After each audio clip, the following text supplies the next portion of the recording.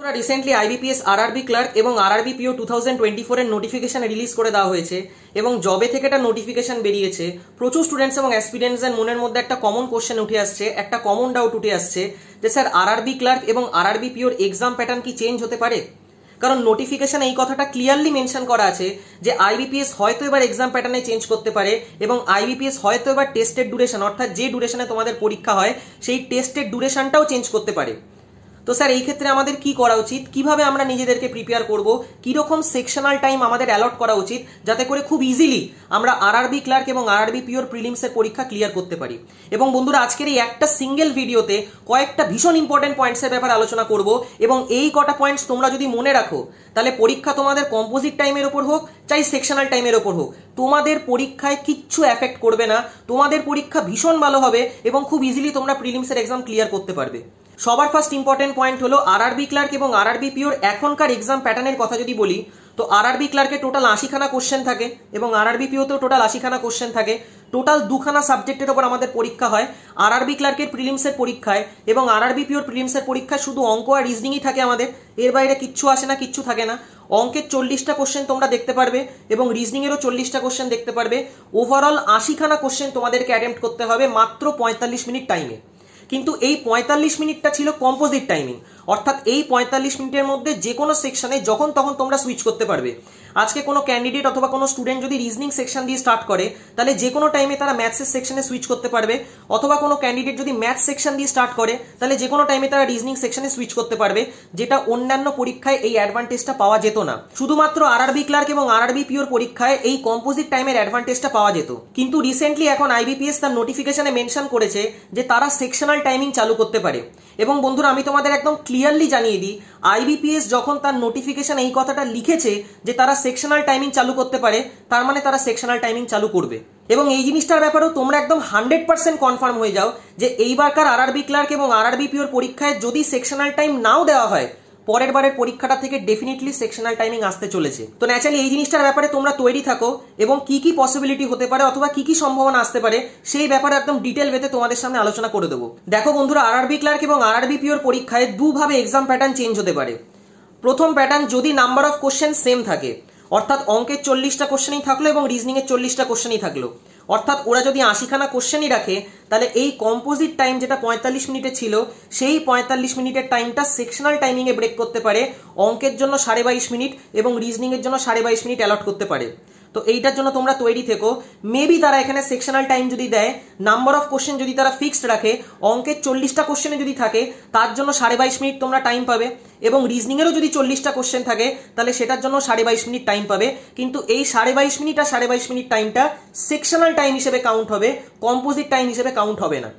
এবং আরেকটা তারা করতে পারে যে নাম্বার অফ কোশ্চেন তারা চেঞ্জ করে দিল, অর্থাৎ যেরকম আরআরবি ক্লার্ক এবং আরআরবি পিওর প্রিলিমসের পরীক্ষায় অঙ্কের 40টা কোশ্চেন আসে এবং রিজনিং এর 40টা কোশ্চেন আছে, সেইটা না এসে অঙ্কের 5টা কোশ্চেন তারা কমিয়ে দিল, অর্থাৎ অঙ্কের 35টা কোশ্চেন করে দিল এবং রিজনিং এরও 5টা কোশ্চেন তারা কমিয়ে দিল, রিজনিং এরও 35টা কোশ্চেন করে দিল। যেমন অন্যান্য পরীক্ষাগুলোতে হয়, যেমন আইবিপিএস ক্লার্কের পরীক্ষাতেও তাই হয়, আইবিপিএস পিওর পরীক্ষাতেও তাই হয়, এসবিআই পিওর পরীক্ষাতেও তাই হয়, এসবিআই ক্লার্কের পরীক্ষাতেও তাই হয়। তো তারা আরআরবি ক্লার্ক এবং আরআরবি পিওর পরীক্ষাতেও এই জিনিসটা করতে পারে যে অঙ্কের 35টা কোশ্চেন দিল যেটার জন্য 20 মিনিট টাইম অ্যালট করলো এবং রিজনিং এরও 35টা কোশ্চেন দিল যেটার জন্য 20 মিনিট টাইম অ্যালট করলো, অর্থাৎ টোটাল 70 খানা কোশ্চেন তারা দিল যেটার জন্য ওভারঅল টাইম তারা দিল 40 মিনিট, যেখানে 20 মিনিট সেকশনাল টাইমিং থাকবে অঙ্কের জন্য এবং 20 মিনিট সেকশনাল টাইমিং থাকবে রিজনিং এর জন্য। তো এই জিনিসটার থেকে তোমাদের কি করণীয় অথবা তোমাদের কি করা উচিত এখন? তো বন্ধুরা, যারা যারা একটা পেপারে বেশি টাইম অ্যালট করছিলে, আজকে সাপোজ কারো রিজনিং পোর্শন খুব স্ট্রং আছে তো রিজনিং এ তোমরা হয়তো বেশি টাইম দিচ্ছিলে, অথবা কারো হয়তো ম্যাথস পোর্শন খুব স্ট্রং আছে তোমরা হয়তো ম্যাথসে অনেক বেশি টাইম দিচ্ছিলে, সেই টাইমটাকে এবার ইকুয়াল ডিস্ট্রিবিউশন করা শেখো। অঙ্কের জন্য যেটুকু টাইম অ্যালট করবে রিজনিং এর জন্য সেইটুকু টাইমই অ্যালট করো, বিশাল কিছু এখানে হেরফের করো না। যেমন অঙ্কের জন্য তোমরা 23 মিনিট রাখতে পারো, রিজনিং এর জন্য 22 মিনিট রাখতে পারো, অথবা রিজনিং এর জন্য 23 মিনিট রাখতে পারো, অঙ্কের জন্য 22 মিনিট রাখতে পারো, যেটা আমারও টেকনিক ছিল 22+23 রুল টেকনিক, অর্থাৎ অঙ্কের জন্য 23 মিনিট টাইম অ্যালট করতাম এবং রিজনিং এর জন্য 22 মিনিট টাইম অ্যালট করতাম। কিন্তু যে সমস্ত স্টুডেন্টরা অঙ্কের পোর্শনে অথবা রিজনিং এর পোর্শনে এক্সেসিভ টাইম অ্যালট করছিলে, কারণ যেহেতু এখানে কম্পোজিট টাইমের একটা অ্যাডভান্টেজ ছিল, কিছু কিছু স্টুডেন্টদের একটা স্ট্রং পোর্শন ছিল যে আমাদের অঙ্ক পোর্শন স্যার বেশি স্ট্রং আছে, অঙ্কে আমরা বেশি টাইম দেবো, অথবা আমাদের রিজনিং পোর্শনে বেশি স্ট্রং আছে, আমরা রিজনিং পোর্শনে টাইম দেবো। এমনটা এখন করো না। কারণ যে কোনো টাইমে এক্সাম প্যাটার্ন চেঞ্জ হতে পারে এবং সেই জিনিসটা তোমাদেরকেও জানিয়ে দেওয়া হবে। তোমরা ইকুয়াল টাইম ডিস্ট্রিবিউশন করার চেষ্টা করো। যে সমস্ত স্টুডেন্টরা একটা হিউজ গ্যাপে টাইম ডিস্ট্রিবিউশন করছিলে, যেমন যাদের অঙ্কের পোর্শন স্ট্রং তারা হয়তো 30 মিনিট অঙ্কে রাখছিল এবং 15 মিনিট রিজনিং এ রাখছিল, অথবা যাদের রিজনিং পোর্শন স্ট্রং তারা হয়তো রিজনিং এ 30 মিনিট রাখছিল, অঙ্কে 15 মিনিট রাখছিল। এই জিনিসটা এবার বন্ধ করতে হবে তোমাদেরকে। যদি সেকশনাল টাইমিং এর কনসেপ্ট চলে আসে তাহলে অঙ্কেও যেটুকু টাইম থাকবে রিজনিংও সেটুকু টাইমই অ্যালট করা হবে, তার বেশি অ্যালট করা হবে না। এই জিনিসটা মাথার মধ্যে ঢুকিয়ে নাও তোমরা। ভীষণ ভীষণ ভীষণ ইম্পর্টেন্ট পয়েন্ট এইটা। একটা প্র্যাকটিক্যাল প্রবলেমের ব্যাপার আলোচনা করছি এই ভিডিওতে। কোনো উল্টোপাল্টা আবল তাবল কথাবার্তা আমি ভিডিওর মাধ্যমে বলি না, যা বলার একদম স্ট্রেট কাট বলি। যারা যারা হিউজ গ্যাপে টাইম ডিস্ট্রিবিউশন করেছো তাদেরকে এই জিনিসটা বন্ধ করতে হবে। এরকম অনেক স্টুডেন্ট আছে যারা 18 মিনিট 27 মিনিট সেট করে রেখে দিয়েছে যে 18 মিনিট রিজনিং এ দেবো, 27 মিনিট অঙ্কে দেবো, অথবা 27 মিনিট রিজনিং এ দেবো, 18 মিনিট অঙ্কে দেবো। তোমাদেরকে এই জিনিসটা চেঞ্জ করতে হবে। এইটা এত হিউজ গ্যাপে তোমরা টাইম ডিস্ট্রিবিউশন করো না। এরকমও অনেক স্টুডেন্ট আছে যারা 12 মিনিট প্লাস 33 মিনিটের কনসেপ্ট রেখেছে যে 33 মিনিট আমি আমার স্ট্রংগেস্ট পোর্শনকে দেবো, 12 মিনিট আমি আমার উইক পোর্শনকে দেবো। হয়তো 33 মিনিট আমি অঙ্কে দিলাম, 12 মিনিট রিজনিং এ দিলাম, অথবা 33 মিনিট রিজনিং এ দিলাম, 12 মিনিট অঙ্কে দিলাম। এই জিনিসটা করা বন্ধ করো। বিশাল বিশাল হিউজ গ্যাপে টাইম ডিস্ট্রিবিউশন যারা করছো তোমাদেরকে এই জিনিসটা এখনই বন্ধ করতে হবে, কারণ যে কোনো টাইমে পরীক্ষার প্যাটার্ন চেঞ্জ হতে পারে। তোমরা এমন একটা টাইম ডিস্ট্রিবিউশন করো যেটা ইকুয়াল হয় অথবা অলমোস্ট ইকুয়াল হয়। আজকে তোমরা রিজনিং এ 22.5 মিনিট রাখো, অঙ্কের জন্য 22.5 মিনিট রাখো, সেটা এক্সাক্ট অথবা আইডিয়াল টাইম হবে। অথবা তোমরা 23 মিনিট অঙ্কে রাখো, অথবা 23 মিনিট রিজনিং এ রাখো, 22 মিনিট অঙ্কে রাখো। এইরকম একটা টাইম ডিস্ট্রিবিউশন করো যেখানে বিশাল একটা হিউজ গ্যাপ দুটো সেকশনের মধ্যে না আসে, যাতে তোমরাও কমফোর্টেবল থাকো। এবং এই ক্ষেত্রে যদি পরীক্ষা এখন সেকশনাল টাইমিং এর উপরও চলে আসে তাও তোমাদের পরীক্ষা খুব ভালো হবে, এটার গ্যারেন্টি আমি দিতে পারি। কিন্তু যারা যারা হিউজ গ্যাপে টাইম ইন্টারভ্যাল সেট করছো তোমাদের কিন্তু পরীক্ষা খারাপ হতে চলেছে যদি সেকশনাল টাইমিং চলে আসে। যদি কম্পোজিট টাইম থাকে তাহলে তো এটা তোমাদের অ্যাডভান্টেজ হয়ে গেল, কিন্তু যদি কম্পোজিট টাইম না থাকে তাহলে তোমরা কিন্তু এখানে একটা বিশাল বিশাল বিশাল বড় প্রবলেম ফেস করবে। এবং ঠিক এরকম ভাবে মেন্স পরীক্ষার টাইমিংও তোমাদের সেট করতে হবে, যেটার উপর একটা ডিটেল ভিডিও আমি বানিয়ে দেবো যে বাই চান্স মেন্স পরীক্ষায় যদি সেকশনাল টাইমিং চলে আসে তাহলে কিভাবে টাইম ডিস্ট্রিবিউশন করা উচিত। বাকি আশা করি তোমাদের এই ভিডিওটা দিয়ে কিছুটা হেল্প করতে পারলাম। একদম ফুল কনফিডেন্সের সাথে প্রিপারেশন করো, এত বেশি টেনশন নিও না, এত বেশি নার্ভাস হয়েও না। যা পরীক্ষার প্যাটার্ন তোমার জন্য আসবে সেই সেম টু সেম পরীক্ষার প্যাটার্ন সবার জন্য আসবে। তো ন্যাচারালি তোমার এখানে টেনশন নেওয়ার কোনো সিস্টেমই নেই। তোমরা যদি আমার সাজেশন অনুযায়ী চলো তাহলে তোমাদের পরীক্ষায় কোনো সমস্যা হবে না, কোনো প্রবলেম হবে না।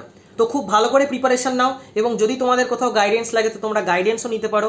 আমি নিজেও পার্সোনালি সমস্ত ব্যাংকিং এক্সামসের জন্য অনলাইনে ম্যাথস এবং রিজনিং পড়াই। তো তোমরা যদি চাও তো আমার সাথেও কন্ট্যাক্ট করতে পারো। আমার হোয়াটসঅ্যাপ নাম্বার 8617204564।